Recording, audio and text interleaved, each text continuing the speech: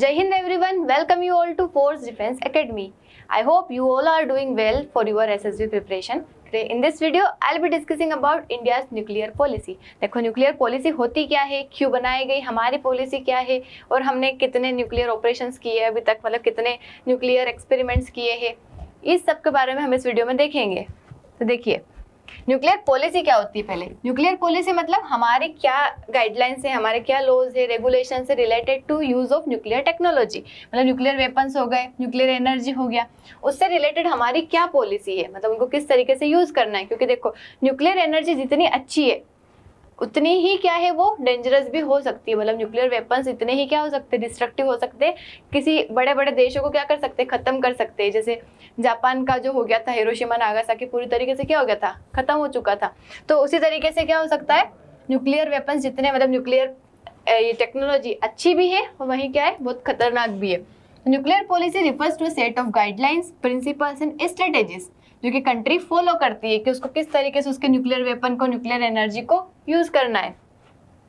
देखो इसके क्या की जरूरत होती है, manage the development, deployment and use of nuclear weapons, मतलब हमें किस तरीके से डेवलपमेंट करना है, किस तरीके से यूज करना है, किसको, न्यूक्लियर वेपन्स को, ये बताते हैं ताकि उसका जो प्रोलिफरेशन है और जो इंटेंशनल यूज है उसको हम कम कर सके। न्यूक्लियर पॉलिसी और क्या बताती है हमें, safe development and management of nuclear energy, मतलब सेफली हमें डेवलप करना है और मैनेज करना है न्यूक्लियर एनर्जी को। देखो न्यूक्लियर एनर्जी एक तरीके से क्लीन भी है, रिलायबल एनर्जी भी है, बट वहीं ये रिस्क भी कैरी करती है, जैसे कि nuclear accident, proliferation of nuclear weapon technology. ठीक है, मतलब ये अच्छी भी है और वहीं का है डेंजरस भी है। अगर हम इंडिया के देखिए कि हमारी न्यूक्लियर पॉलिसी जो है उसके क्या क्या फीचर्स है, मतलब किस तरीके से काम करती है। तो नो फर्स्ट यूज, देखो इंडिया बोलता है कि वो कभी भी न्यूक्लियर वेपन को फर्स्टली यूज नहीं करेगा, मतलब अगर किसी से दुश्मनी भी होगी, कुछ भी होगा, तो पहले कभी भी इंडिया न्यूक्लियर वेपन उसके ऊपर यूज नहीं करेगा। India will not use nuclear weapon first in a conflict and will only use them in retaliation, मतलब सिर्फ बदले के लिए, अगर किसी ने न्यूक्लियर अटैक किया है तो ही हम करेंगे, otherwise we won't use it on at first side. Deterrence, deterrence मतलब कि दूसरे को भी यूज नहीं करने देना, मतलब हम हमेशा दूसरों को क्या रखेंगे, इस तरीके से रखेंगे कि मतलब आप भी यूज हमारे ऊपर मत करो, मतलब डरा के रखेंगे उनको। इंडियाज न्यूक्लियर डॉक्ट्रिन डिजाइन की गई है कि prevent other countries from using nuclear weapons against India, मतलब इंडिया के अगेंस्ट वो भी यूज ना करें। मिनिमम क्रेडिबल डेटरेंस, मतलब कहाँ तक इंटेंट, मतलब इंडिया की पॉलिसी क्या इंटेंट करती है कि वो मिनिमम लेवल ऑफ डेटरेंस जितना जरूरी है कि दूसरे देश हमारे इसमें नहीं करे अटैक, न्यूक्लियर अटैक, मतलब जितना रिक्वायर्ड है इतना ही क्या करेगा वो, हमारा देश उसको रोकेगा, मतलब हमारे पास ऑलरेडी हम डेवलप कर लेंगे। फिर हमारे इस तरीके से पॉलिसी बना रखी कि दूसरों को हम डरा के रखेंगे कि मतलब वो हमारे ऊपर अटैक ना करे आगे रह के, तो जितना मिनिमम रिक्वायर्ड रहेगा इतना तो हम उनको ऐसे कंट्रोल करके रखेंगे। और कब यूज करेंगे हम, जब रिटेलिएशन रहेगा तभी, मतलब बदले के लिए ही यूज करेंगे, आगे से हम कभी भी यूज नहीं करेंगे।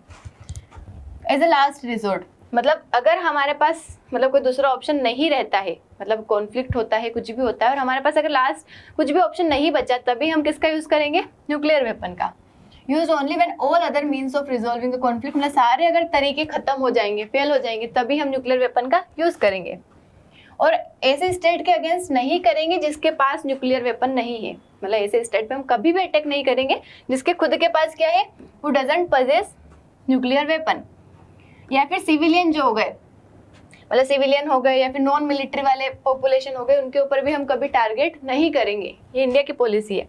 और कमिटमेंट टू डिसआर्मामेंट, देखो इंडिया किस पे कमिटमेंट करता है कि ग्लोबली डिसआर्मामेंट, मतलब किसी के पास न्यूक्लियर टेक्नोलॉजी नहीं होनी चाहिए, इस चीज को भी इंडिया सपोर्ट करता है, जबकि खुद भी बनाना चाहता है। हालांकि ये एक कॉन्ट्रास्ट है, पर इंडिया हमेशा सपोर्ट करता है। देखो India is committed to eventual global disarmament of nuclear weapon, मतलब न्यूक्लियर वेपन का पूरी तरीके से क्या होना चाहिए, डिसआर्मामेंट होना चाहिए।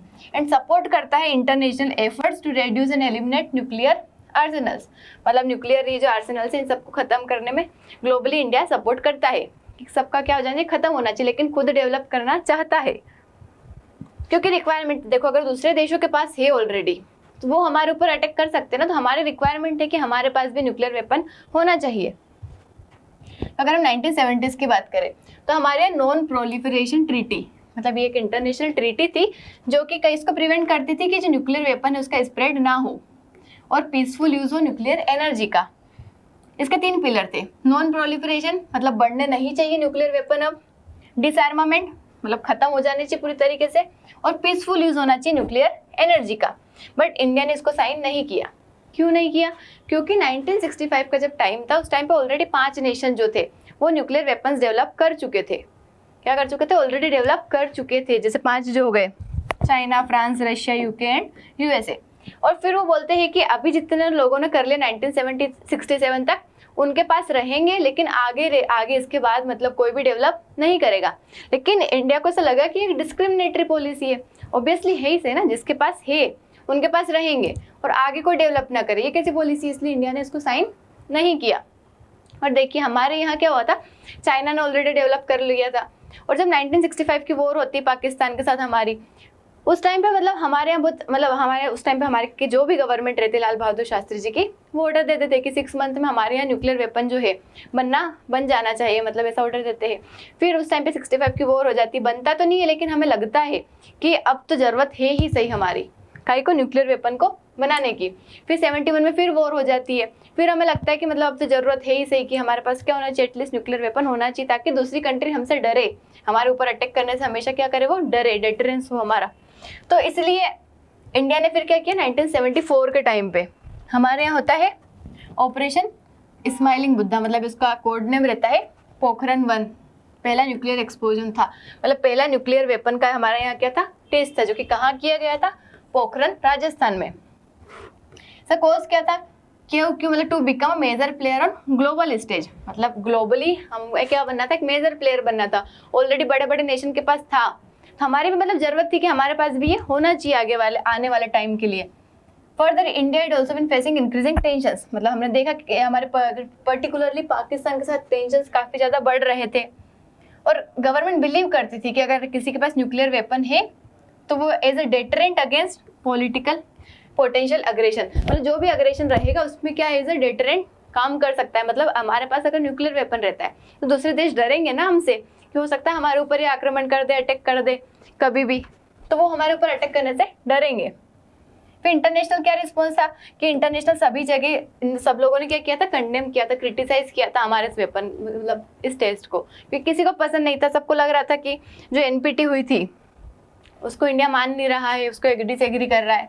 फिर 1974 में न्यूक्लियर सप्लायर ग्रुप जो है वो बनाया जाता है। एनएसजी भी एक मल्टीनेशनल बॉडी रहती है, इसका काम यही था कि प्रोलिफरेशन जो है न्यूक्लियर वेपन का उसको रोकना। कहीं से रोक सकते हैं, जो न्यूक्लियर और न्यूक्लियर रिलेटेड जो भी मटेरियल है, इक्विपमेंट है, टेक्नोलॉजी, उसके एक्सपोर्ट को ही क्या कर दे, बंद कर दे, तो कोई देश बना ही नहीं पाएगा। इसमें एनएसजी कंसिस्ट, इसमें 48 मेंबर्स है, बट इंडिया इसका भी मेंबर नहीं है क्योंकि इंडिया को तो बनाना था ना। Decision making principle of consensus, मतलब सबके कंसेंसस से कोई भी डिसीजन इसमें होता है।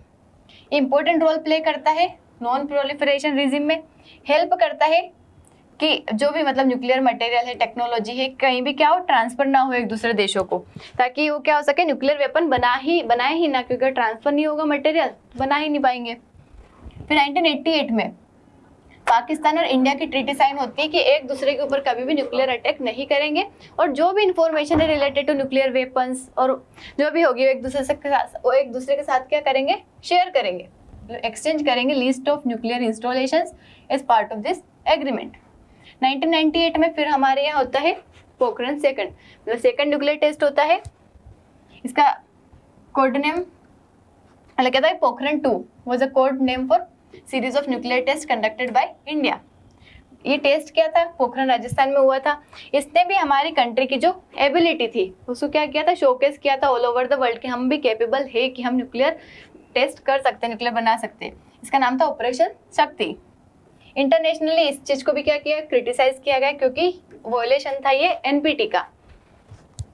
2003 में अगर हम देखें तो हमारे यहाँ स्ट्रेटेजिक फोर्सेस कमांड बनाई जाती है, मतलब तीनों सर्विस की मिलके कमांड रहती है। ये इस्टेब्लिश की जाती है ताकि सेफ्टी और सिक्योरिटी जो है न्यूक्लियर हमारे एसेट्स जो है उनको मेंटेन कर सके, मतलब सिक्योरिटी बना सके हमारे यहाँ।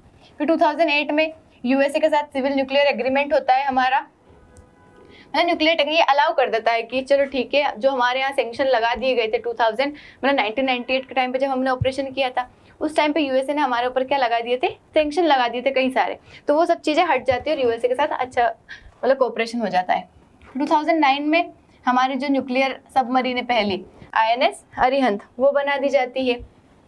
हमारी क्या थी, first indigenous nuclear powered submarine है INS अरिहंत। ठीक है, अभी एक और भी आ गई है हमारे, ऑपरेशनल हो गई सेकंड इसी क्लास की। कौन सी है वो, INS अरिघात। पहले कौन सी आई थी, INS अरिहंत, उसी की सेकंड शिप है INS अरिघात जो कि अभी आ गई है। देखो अब क्या है कि मतलब और क्या वे फॉरवर्ड है कि न्यूक्लियर डिसआर्मामेंट, मतलब हम जिस चीज की बात करते हैं कि न्यूक्लियर क्या होना चाहिए, डिसआर्मामेंट होना चाहिए, कोई भी इसका यूज नहीं करना चाहिए। तो इंडिया को ये पॉलिसी अपनी हमेशा क्या करनी चाहिए, परसू करना चाहिए, मतलब आगे आने वाले टाइम पे भी इस चीज पे फोकस करे, दूसरी कंट्रीज के साथ, इंटरनेशनल ऑर्गेनाइजेशन के साथ मिलके। नॉन प्रोलिफरेशन, इंडिया को इस चीज पे भी हमेशा फोकस करते रहना चाहिए, ग्लोबल नॉन प्रोलिफरेशन रेजिम जो है, ताकि न्यूक्लियर वेपन का यूज जो है आगे और ना बढ़े। क्योंकि आप देखिए अगर सब लोगों के पास अगर न्यूक्लियर वेपन्स बढ़ जाएंगे, जस्ट थिंक कि सारे देश अगर धीरे धीरे न्यूक्लियर वेपन बना ले, तो एक टाइम के बाद तो मतलब ये अगर किसी एक ने भी अटैक किया, वो उस पर अटैक करेगा, दूसरा अटैक करेगा, इस तरीके से पूरा वर्ल्ड ही खत्म हो सकता है। मतलब कितना बड़ा नुकसान हो जाएगा। जो हिरोशिमा नागासाकी में पहले हुआ था, अभी तक उसके कई सारे कॉन्सिक्वेंसेस है, कई सारी प्रॉब्लम्स हो रही है उसकी वजह से। तो अगर कोई भी एक देश भी अटैक करता है ना किसी के ऊपर, वो रिटेलिएशन में फिर करेगा। इस तरीके से अगर सब करने लग गए तो बहुत घातक हो सकता है, आगे आने वाले टाइम पे काफी ज्यादा डेंजरस हो सकता है ये। तो इसलिए इसका प्रोलिफरेशन बंद होना चाहिए, इसलिए इसके डिसआर्मामेंट की बात करते हैं हम। फिर न्यूक्लियर एनर्जी के डेवलपमेंट की बात। न्यूक्लियर एनर्जी प्रोग्राम जो है हमारी एनर्जी नीड्स को फुलफिल करने के लिए होना चाहिए, ताकि न्यूक्लियर एक्सीडेंट को बचा सके। मतलब इन चीज़ों पे ध्यान देना है कि न्यूक्लियर एक्सीडेंट्स ना हो, इससे कोई इसका मिसयूज ना हो, गलत यूज ना हो, हमारा सिर्फ एनर्जी के लिए मतलब यूज हो इसका। फिर रीजनल सिक्योरिटी, इंडिया को कंटिन्यू करना चाहिए policy of deterrence to ensure regional security.